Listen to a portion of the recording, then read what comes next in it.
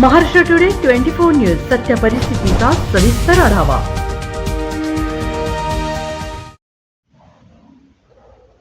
कोलोली शाळेत विद्यार्थ्यांचा दिंडी सोहळा संपन्न। कोलोली केंद्र शाळेच्या वतीने आज आषाढी एकादशीचे औचित्य साधून शाळेच्या पटांगणात रिंगण सोहळा व गावामधून रॅलीचे आयोजन करण्यात आले होते। पन्हाळा तालुक्यातील कोलोली केंद्र शाळेच्या वतीने उद्या होणाऱ्या आषाढी एकादशीचे औचित्य साधून शाळेच्या पटांगणामध्ये रिंगण सोहळा साजरा केला। यावेळी या सोहळ्यामध्ये विद्यार्थ्यांनी विठ्ठल रुक्मिणीचा पेहरावा करून रूप धारण केले होते, तर अन्य मुलींनी फुगडी घालून आनंद साजरा केला।